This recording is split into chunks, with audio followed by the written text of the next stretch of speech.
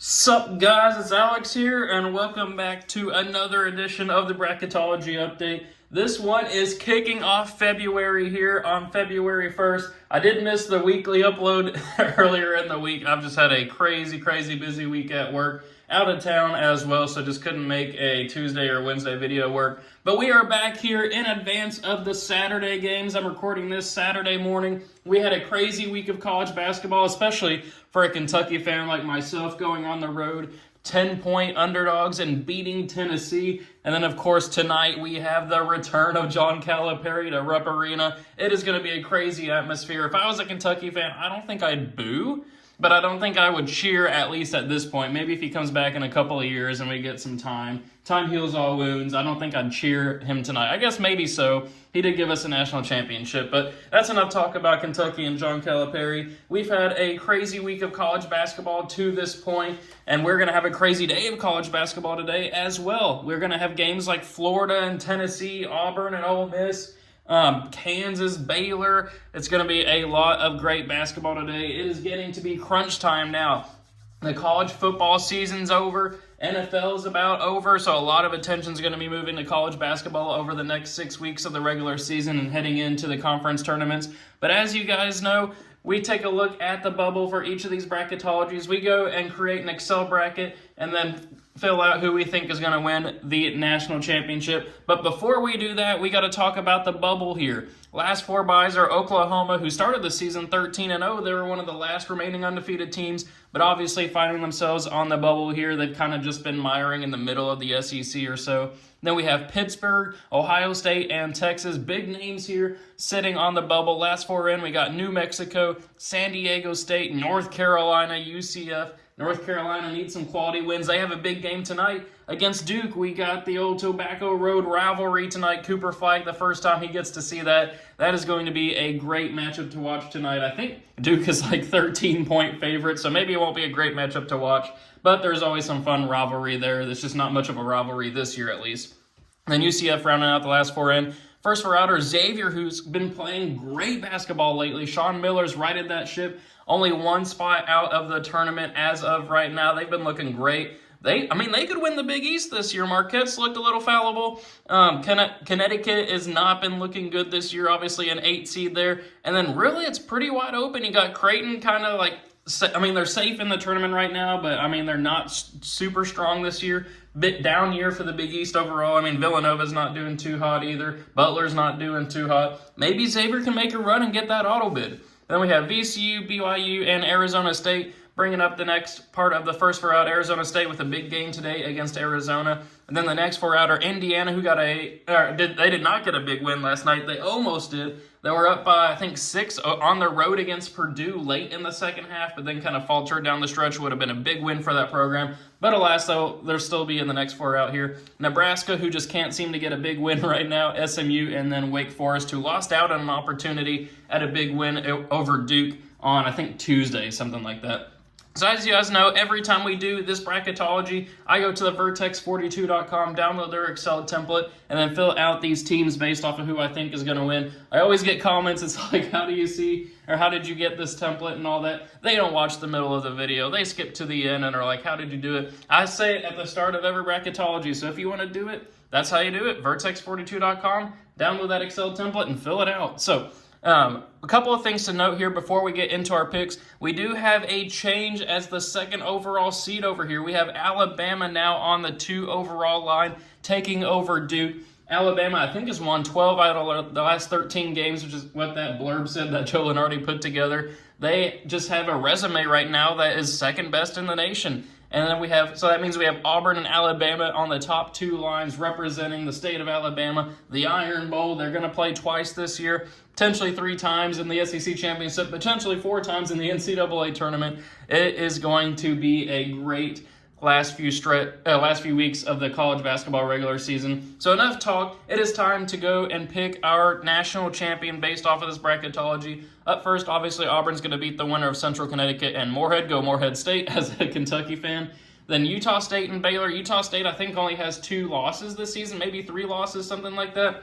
But I watched them play, I think it was UNLV. I had some money on that game, not going to lie. And Utah State this season just They're an 8 seed while only having 2 or 3 losses. I think that kind of speaks volumes there. I think Baylor started to right the ship. They've been looking a little bit better. Give me Baylor advancing on there in a 9/8 matchup. Then we have Louisville on the 5 line right now. How about them Cards? I think they've won 10 in a row. Probably will make it 11 in a row today against Georgia Tech. Give me the Cards here moving on over at McNeese. McNeese is going to be a fun sleeper team, but Louisville is just playing out of their minds right now. They can't be stopped on that 3-point line. Oregon and Utah Valley. Oregon lost by 26 at UCLA last night. I've been saying over the last few bracketologies, really over the last month or so, that I'm not a believer in Oregon. I picked them to go far, and one of them just to have a little bit of buffer there. But my fears about Oregon are coming true. They just can't beat those top teams this year for some reason. But you know what? Give me Utah Valley for that reason.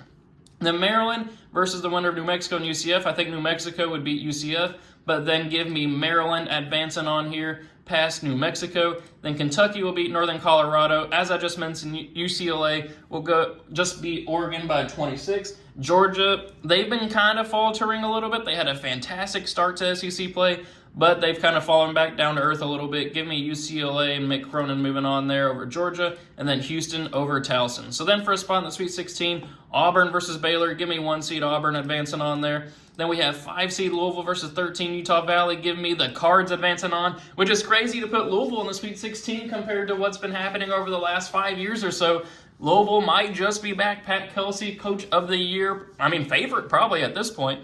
Then Maryland versus Kentucky. Maryland's been playing great basketball lately. I don't want to overlook them, but I just don't think they match up well against Kentucky. Give me the Wildcats advancing on. Then UCLA and Houston. Houston, I've been disrespecting them over the past couple of bracketologies, but they just keep getting quality win over quality win, getting that huge overtime victory over Kansas a couple of weeks ago.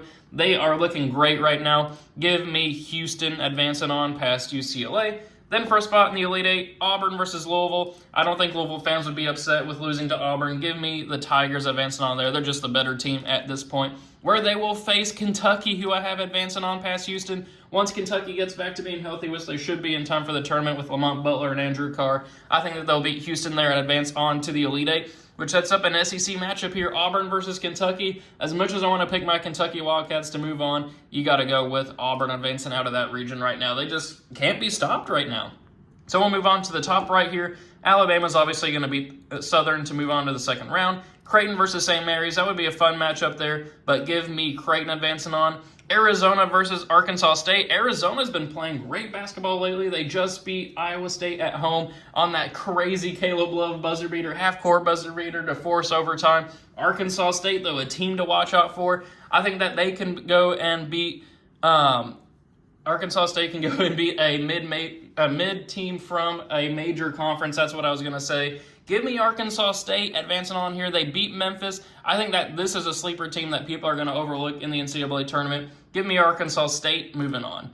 Then we'll have Wisconsin here moving on past Akron. Give me UC Irvine, the 11 seed, to beat Ole Miss. This could change if Ole Miss ends up beating Auburn tonight, but UC Irvine, I think, is a team that people are going to be sleeping on. Maybe not if they're an 11 seed here, but similar to Arizona, I just think Ole Miss is going to be one of those classic kind of 5 to 7 seeds from a major conference that gets upset in the first round. Give me UC Irvine advancing on there. They're playing great basketball lately. Then give me Purdue here over Cleveland State, Missouri over Pittsburgh, and then Marquette over Bryant. So then for a spot here in the Sweet 16, Alabama versus Creighton. I think these two teams have played in the tournament recently. I can't remember what year it was, but I feel like they have. Give me Alabama advancing on there, where they will face Wisconsin, who will move on past Arkansas State. Then give me UC Irvine here advancing on past Purdue. Purdue's looked a little fallible lately too. They almost lost to Indiana. They lost at home to Ohio State a couple of games ago. Give me UC Irvine pulling off the 11/3 and making a little run here. Then we're going to have Missouri moving on past Marquette. Marquette's also a team that has not been looking like a classic 2 seed lately. They struggled a little bit against, I think it was Butler earlier in the week. They've went to overtime against DePaul. They've lost at home to Xavier. Missouri, a team that's been playing great basketball. They've beaten Florida, I think, on the road. They have great wins this season. Give me Missouri pulling off the 7/2. Then for a spot in the Elite Eight, Alabama versus Wisconsin. Give me Alabama moving on there, where they will face Missouri, who moves on to the Elite Eight as a 7 seed here. but then they will fall. The Crimson Tide will advance on to the Final Four, and honestly, a pretty favorable region for Alabama. I don't really see many of these teams here giving them much of a challenge. So we'll move on here to the bottom right region. Duke will move on past Marist. I feel like that one feels pretty obvious. Then we'll have UConn moving on past West Virginia. West Virginia's just too hot and cold for me right now. Then we'll have an upset here, big upset, George Mason over Illinois. Illinois, I think, is what now, 6-4, 6-5 in Big Ten play this year. I mean, I had them winning the national championship about a month ago at this point, but I don't know what's going on with this team. They have just not been playing good. They lost at Maryland. Granted, it wasn't overtime, but you would think that Illinois could have won that game.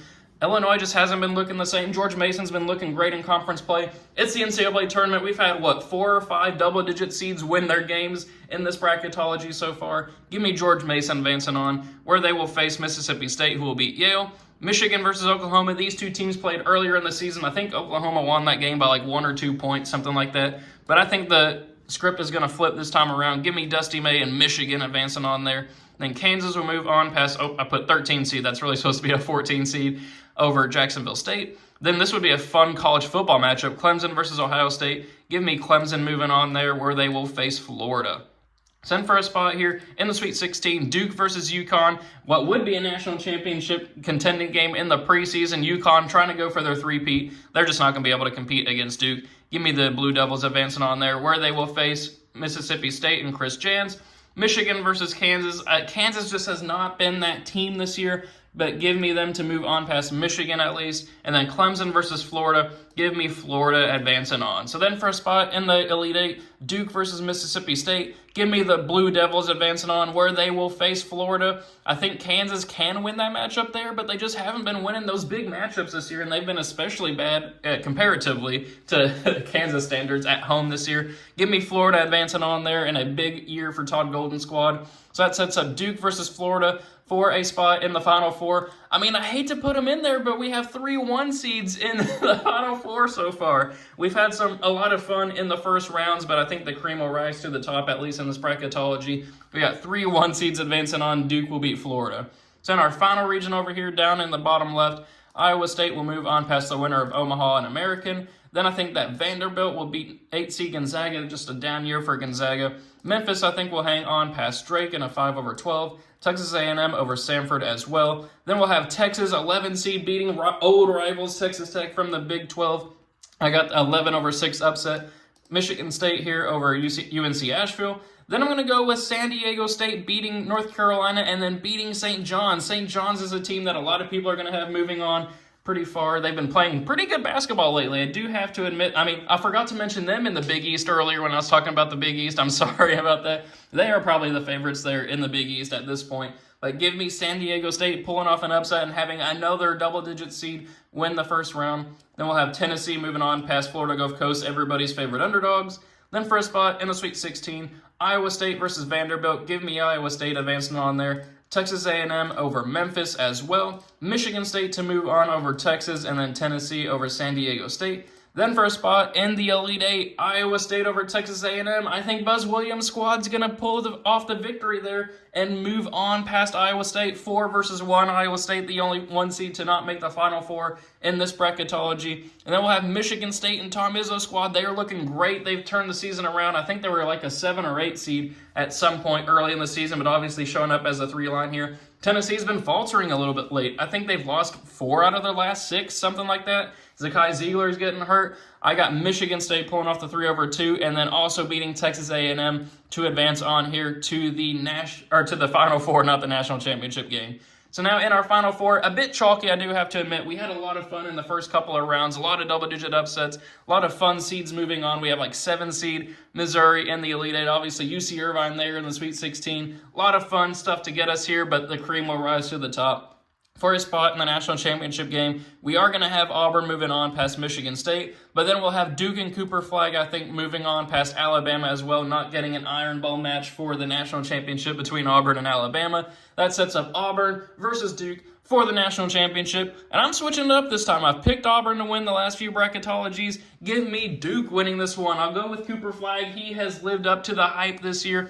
I think John Shire gets his first national championship as a head coach. I think Duke wins the national championship based off of this bracketology. So Thank you guys for watching. I really hope you enjoyed it. Let me know what you think of my predictions in the comments below. Let me know your own predictions as well in the comments section. I always love to see what the people are thinking. Thank you guys for watching. Hope you enjoyed it. Go Cats tonight against Calipari in Arkansas, and I will see you guys later.